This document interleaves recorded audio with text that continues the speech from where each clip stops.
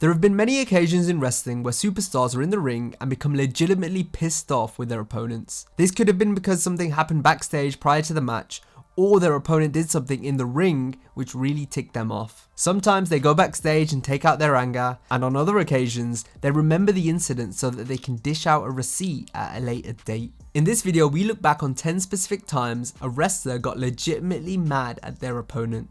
Kicking things off with what was a rare bad match between Eddie Guerrero and Chris Benoit occurring at One Night Stand 2005. This was a far cry from the usual great encounters that the two have together. You can tell that they were both legit pissed off with each other even before the bell. The crowd didn't help the match by directing chants at the Raw and SmackDown wrestlers who were watching from the crowd. For 200 times in the United States, in Canada, in Japan. Eddie ended up suffering a busted nose. Blood is already flowing from his nose.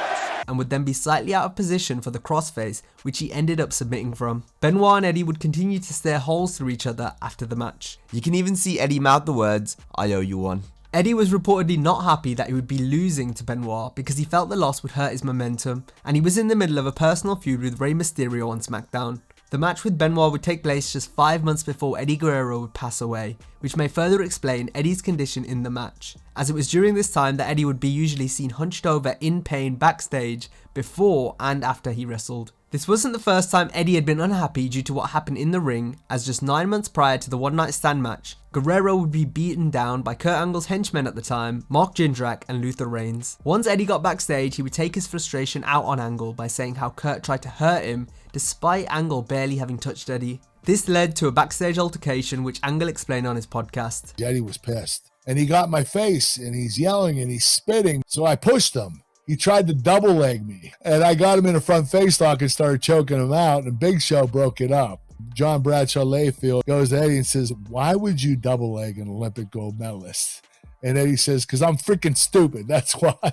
Just like Eddie would blow up backstage following his match, Big Show would do the same following a match with Chris Jericho on Raw in September 1999. Jericho would write in his second book that Show was so mad at Jericho's poor attempt to give him a short arm scissors. Just look at that execution. It must have definitely been way down on his list of 1004 holds. Show felt that the cruiserweights shouldn't be applying holds to a man of his size, and Jericho's bitch that before he applied the hold probably wouldn't have helped matters. Needless to say, Big Show was pissed and he wanted to kill Chris after the match. Show then threw stuff around backstage in anger and even punched out a car stereo. Show also threatened to pick Jericho up and use him as a Q-tip. Next is a classic tale of revenge, although this was just as much real life as it was storyline. On FAAROOQ's first night in the WWF, he would attack Ahmed Johnson, kicking him in the kidney. Following this, Ahmed would say it felt like he got shot. Right in my kidney. I mean, it felt like a shotgun hit.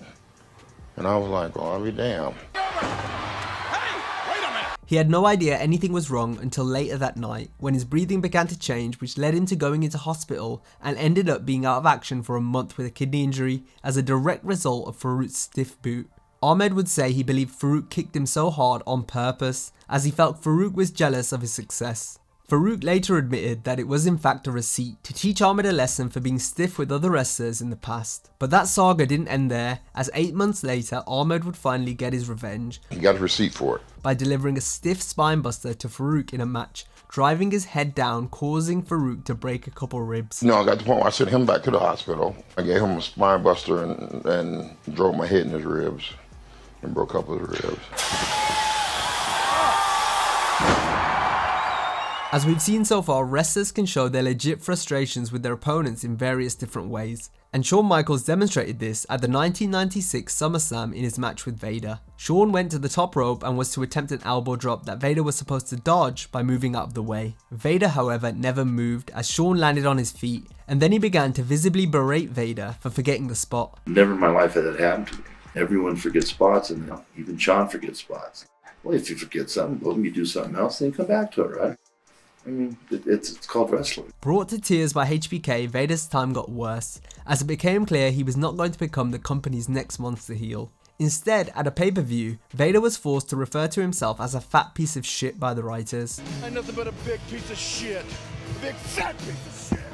And even Vince McMahon joined in, complaining about his employees' odor during a live AOL chat. Forgetting a spot and getting screamed at mid-match is something Kofi Kingston also experienced when he wrestled John Cena and Randy Orton in a triple threat match on Raw in 2010. Orton was to get the win after hitting Kingston with a punt kick, but Kofi failed to get in position for the move, which led to Orton winning with the RKO instead. Upon delivering the move, Orton would yell "stupid, stupid" at Kofi as he lay on the mat. Goes for the RKO and connects. Kofi Kingston jaw and face planted. The error is supposedly what ended Kofi's push during this time. Kofi would get his own back on Orton 9 years later. Only time almost counts is in William Regal had just come back from a 7-week suspension in WCW. In the lead up to his match on Nitro with a fresh-faced Goldberg, he claims that he was told by the agent to have a competitive 6-minute match. Goldberg, however, wasn't used to working these longer length matches, so Regal maintains that he was just working around him and trying to get him to do stuff. I don't hit him any harder than I hit anybody else. Goldberg himself feels that Regal was particularly stiff with him and took advantage of him on national TV because he was green and would let the veterans do whatever they wanted with him. How bad does that sound when he said I made him look foolish? He did. He did. Just don't try to take advantage of me on national TV when I'm a piece of clay in your hands and I'll do anything you want. Let me know it's going to be a Japanese match so I can give you some back. Not so I can be led around by a guy who's going to kick me in the frickin' head when I'm sitting on all fours. Who do you believe? Let us know in the comments. We have a celebrity entrant up next, as in 2006 the Jackass crew came into the WWE to promote their latest movie.